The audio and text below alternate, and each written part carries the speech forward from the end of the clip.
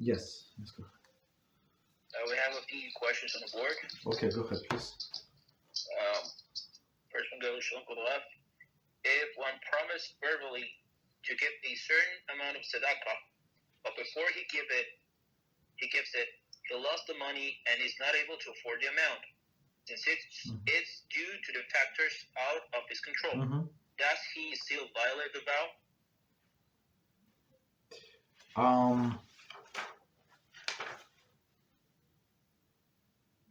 It's very good question.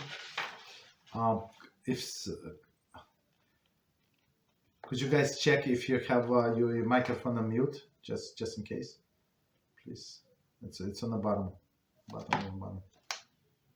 Thank you. Please check. Okay, so here it's a very good question. So the person had all of the intention to give, and now he lost the money. So technically, like it's good. Like for example, I don't know, he had the business, right, and he was making good money and he promised some tzedakah, right, good tzedakah. And his business burned down, his store. I don't know what happened, tornado, right? And guess what? Now he just figured that he did not have insurance, right? For example, my insurance went crazy, so we tried to change it, and the company, it's like, I don't know, European company, like Swiss company, and they say, yeah, we're going to, we're going to accept you, but it's conditional, and it took 2 months until we got approved. You understand? So I'm not sure if something would happen in this 2 months period, if they would cover. So it's very, very possible. It's conditional acceptance. They have to send an inspector. Of course, he found like many things that we have to fix, and this is not good. Whatever. I mean, we fix everything, but until we fix, until they review, until they approve. So I'm not sure if we had official insurance, yes or no. I'm not sure. Right? So if something happened, has for sure with that person. So now he lost his business. Everything was there. He owns to everybody. Is he obligated to give tzedakah? I would say not. But I would say it would be proper if somebody heard that he promised that he would give tzedakah, that he would apologize. And it's actually this one of these Pesach, right? So opening, like, if I knew, meaning, no, it's not good Pesach. Pesach, this opening, it's information. If I knew the information when I was making it this vow, I would not make this vow. That's a Pesach. So, but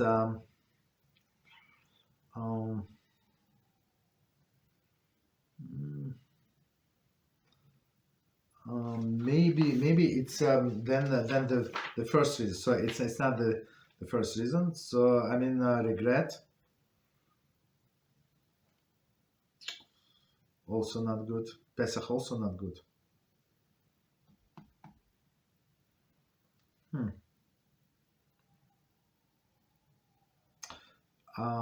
I mean, somehow, like deep inside, I understand that he can cancel the vow, but I cannot give a logical explanation at this point. Like, because that information did not exist at the time when he was making the vow. You understand? But the answer is, I think he's not obligated to keep, but the reason is not clear to me at this point. Okay, what else? Thank you, Rabbi. You're welcome.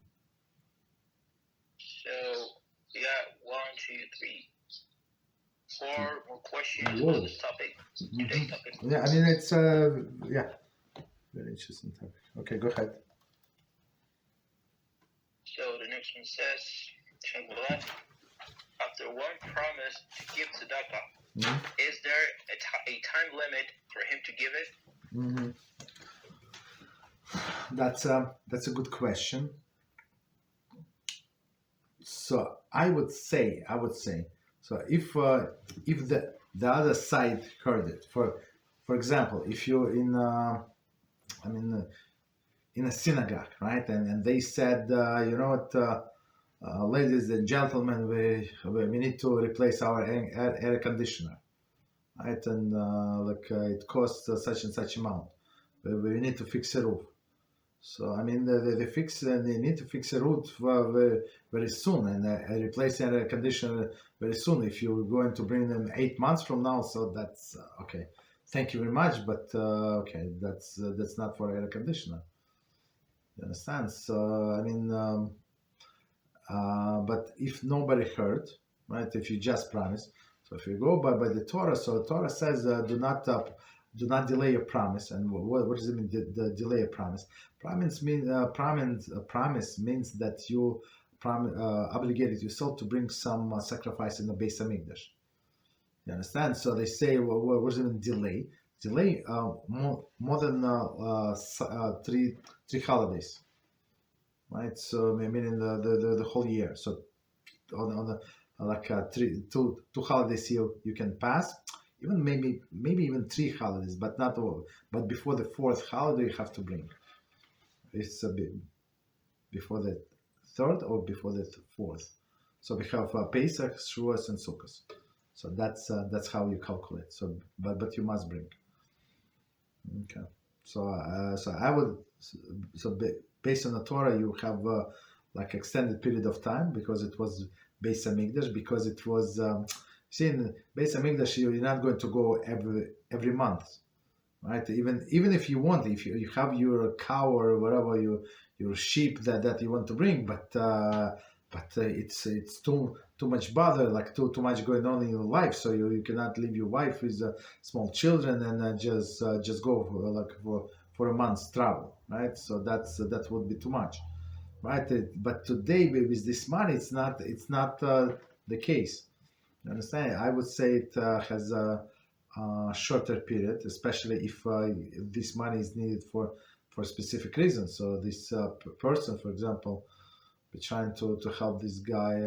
One of the people approached us and asked if we can help with rent. His rent to this Talmid Chacham. He's Rabbi in Neder.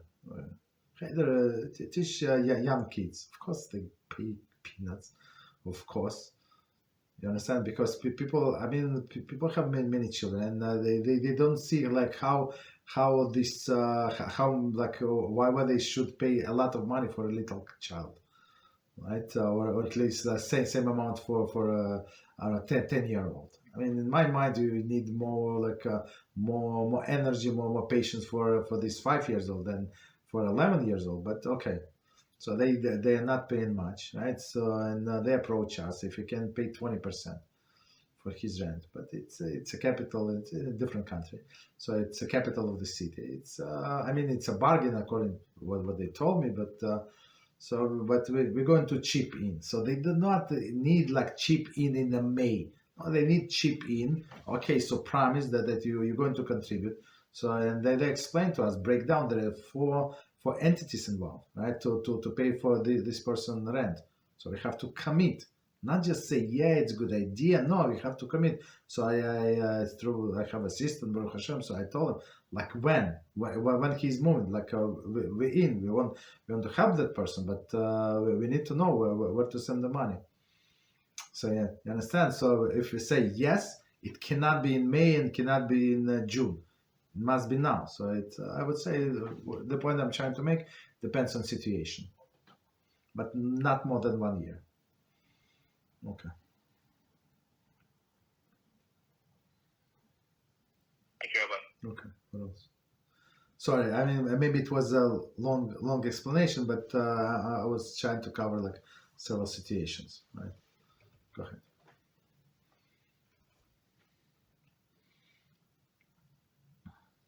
Rabbi. You're welcome. So next question goes, What about when someone makes the statement, if I had more money, I would give more? Mm-hmm. Would this obligate them to give something even though it's a vague general statement? No, if person, so it's not. If I had more money, I would give more. So if person, for example, he was working as a clerk, whatever, regular nobody, right? And then his boss got quit, and they say, look, you've been on this job for two years now. Who is better than you? So they promote you, give you triple salary. I don't know, not triple. Nobody gives triple salary, but let's say double salary. Okay, so now you must give more. Why? Because you promised. I mean, it was a conditional promise. So condition was, if I had more, I would give more. Okay. I mean, even without this promise, he's obligated, because if you have to give like 10%, you make him, I don't know, $1,000. Like you would give 10%, and now you're making $2,000. So you give 10%, or maybe in my mind, like maybe you don't need all of the money. As we learned in the last chapter, I mean, we spent 4 classes last chapter because it was very long. But one of the points in that chapter was when we allowed to give more than 20%. I just would want to remind us, when person gives 10%, right, or even after gives like he covers or she covers all of the expense, and they have a lot left. Right, so leftover, so they're allowed to give 20%. There is no problem, more than 20%, right? If they're comfortable and they have a job that steady income, there is no problem. You can give more than 20%. You understand? So in this case, so he had a job and he was managing with 1,000. Now he has double. So for sure, I mean, of course, some people go crazy, but if he is going to live in the same lifestyle, he can give much more. Right.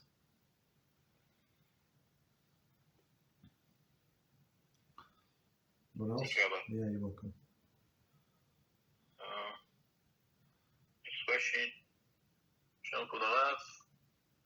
If one promised to give more than 20%, is it still a valid vow? So it would depends on a situation, right? As we learned in the last chapter. So if he is going to be under any of this category, when we allow to give them to give out more than 20%, for example, I'm going to bring few examples, right? So he said, I'm going to help somebody with a surgery. Right, so I'm going to give more than 20%. So in this case, the person promised, and it's one of the exceptional cases that you're allowed to give, right, more than 20%, or right, especially if you're not going to put yourself in need.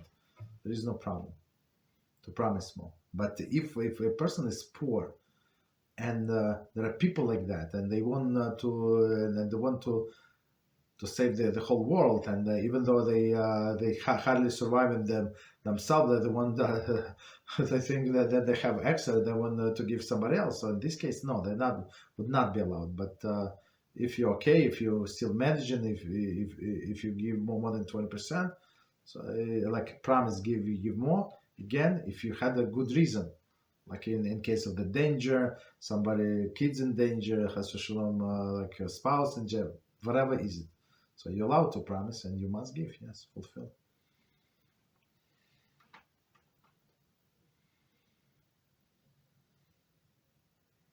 Thank you, Rabbi. You're welcome.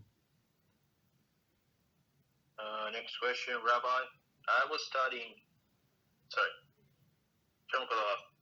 I read that tzedakah of 10% is also making a requirement of us to take accounting of our income. And to give exactly 10%, but also that giving 20% is better. Should this be done in separate payments for the consideration of the accounting? I mean, this account, so 10% is a careful calculation, right? Because it's a minimum requirement, and extra other 10%, yeah. I mean,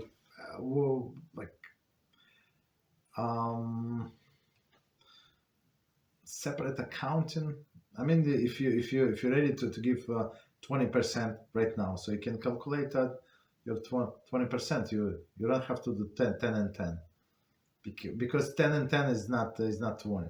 10 plus 10 is not equal to 20, right? So if you say what I mean, right? So you say 10%, and then 10% from whatever is left, right? So it's not 20. So it's better to take this 20% from the whole sum.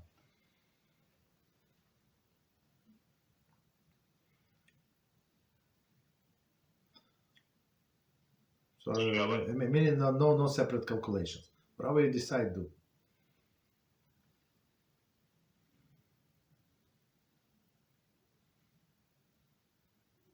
Thanks, Rabbi. You're welcome. Next question, Shalom Kudalav. Thank you very much for the Shiur. Question.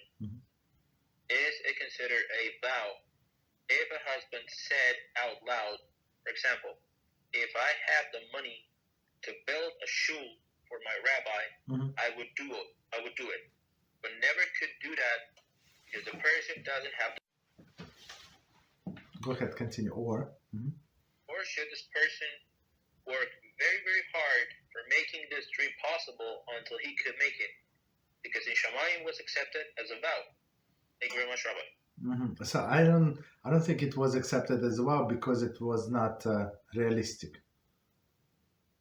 You understand? So I mean, so shul probably needs a lot of money if he's working as I don't know, like a bus driver or something. He's not going to have this money unless he finds it. But if he's going to make this money, for example, he found I don't know, whatever lottery, or he bought a lottery ticket, and then he won this money. Yeah, in this case, maybe I'm not sure 100%. I don't want to say 100%, but maybe he would be able, or would be obligated to give, right? Because it was conditional. Okay, but it's not counted. And from my experience, all of the people who promise all the things, they never deliver. Maybe it was case in the history, but from my experience, they never deliver. So people change. Like when they're poor, they were compassionate for everybody. They become rich. They got like one person, never forget. So we were helping poor people, and we asked them do they want to participate? He said, what do you do? And we explained we deliver food. And what kind of food do you deliver? Okay, we explain what food. Stop it. Okay, but trying to be nice to answer the question. And they did all this, but do they really need this and that? So look, you wanna participate. You wanna pay for food. Pay the food. You don't wanna pay for the food. You can deliver the boxes. I mean, you use your car, you use your time. Don't go there were a few people in my life like this. They did exactly zero. You understand? So all of these promises, usually they never fulfilled. That's from my experience.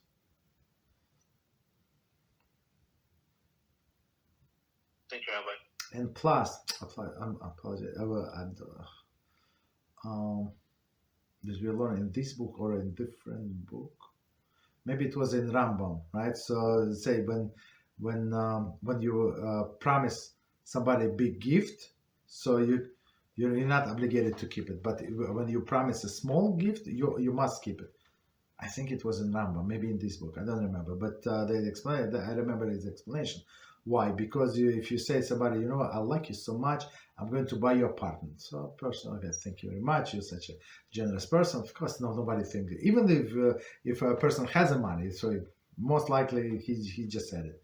Right? He's not going to buy your apartment. But if he said, I'm going to buy you dinner or something, that's a different story. So yeah, you take it seriously. You understand? So it was also like something that does other side like expect this gift. It's not tzedakah, it's a gift. So do they have to fulfill or not? Okay.